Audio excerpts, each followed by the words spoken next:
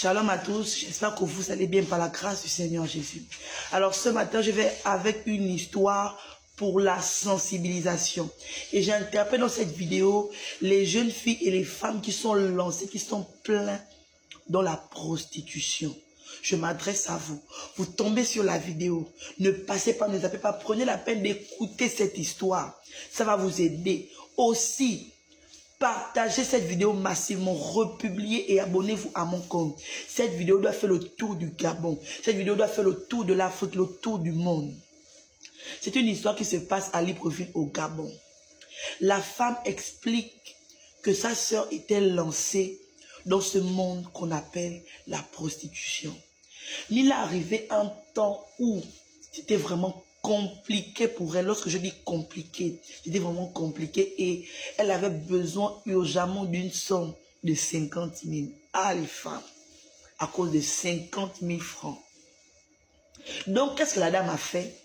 Elle a appelé un monsieur avec lequel ils avaient souvent l'habitude de faire ça. Elle part, elle fait ce qu'elle a à faire, il donne l'argent, elle rentre.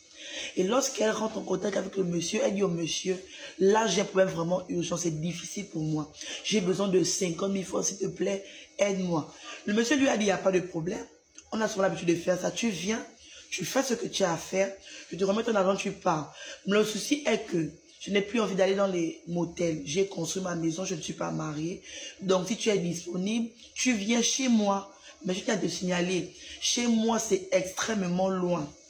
La femme a dit, il n'y a pas de problème, tu restes où? Le monsieur a dit, je reste à tel endroit. Je vous assure que l'endroit était tellement loin. On sortait de Libreville. Elle est partie. Elle s'est préparée là pour le véhicule, elle est arrivée. Et lorsqu'elle arrive à la maison que le monsieur a dit qu'il a construite, c'était une grande concession.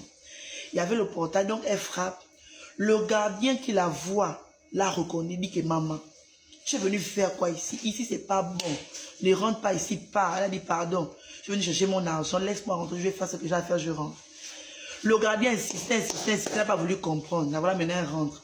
Et c'était tellement un homme fortuné parce que lorsqu'elle arrive devant la porte, il fallait mettre le code.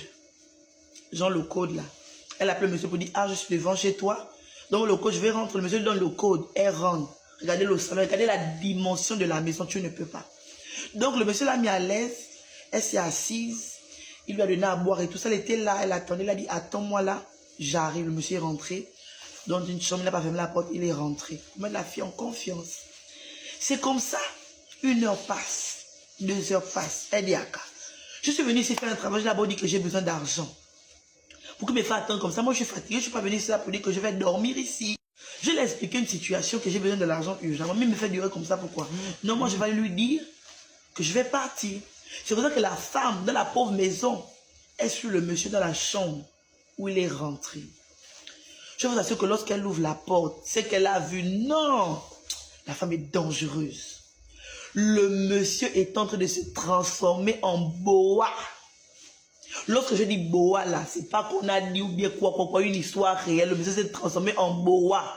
Et pendant la transformation, là, il restait seulement que les pieds. Donc la tête, tout ça, c'était le serpent. Il ne restait que les pieds. Quand la femme a vu ça, elle a dit pardon. Je ne vais pas me c'est comme ça qu'elle a commencé à courir. La grâce de Dieu dans ça, c'est que le monsieur n'a pas mis les grilles ou quelque chose pour barrer. Il a mis genre les fenêtres vitrées là, de luxe là. Donc lorsqu'elle l'ouvre, le gardien s'est préoccupé d'elle parce qu'il la connaissait. Et il savait ce que son patron faisait. Donc, elle était maintenant là à regarder. Donc le gardien a vu comment elle était en train de regarder. Le gardien lui a dit, saute, je vais t'aider, saute. Donc c'est comme ça que la fille avec la peur, tout ça, la femme avec la peur. La femme est en train de grimper sur la fenêtre, elle a sauté. Le gardien lui a dit que non, il faut te cacher. Parce que ce que tu as vu là-bas, il va descendre ici, venir te chercher.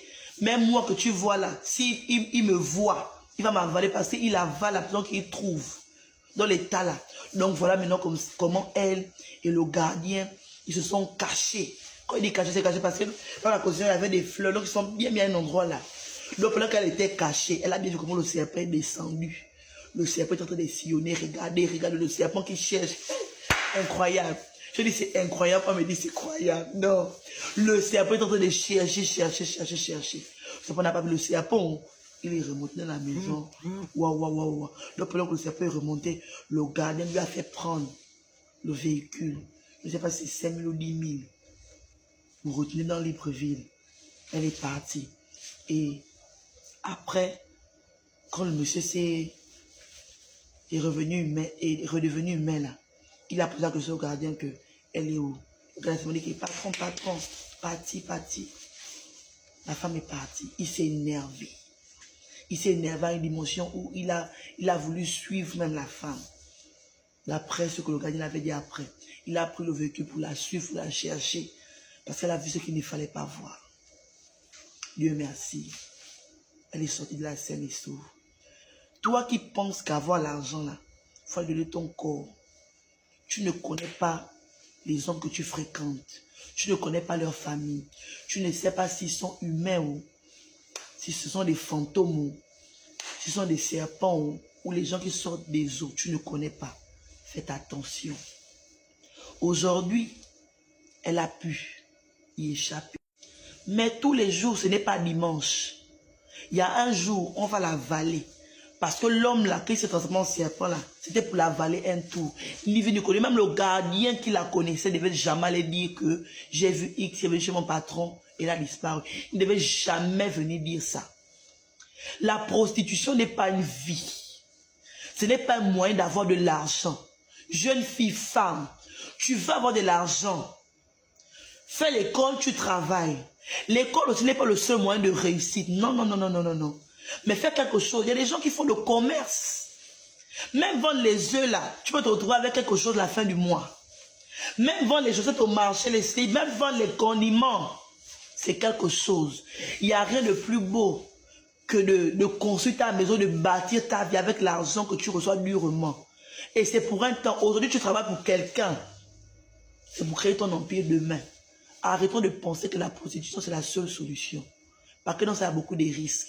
Il y a des maladies. Il y a des maladies.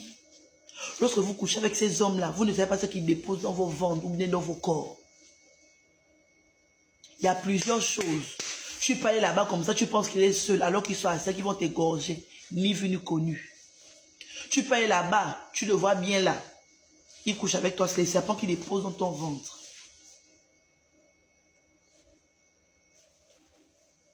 Faites attention. Que Dieu vous bénisse.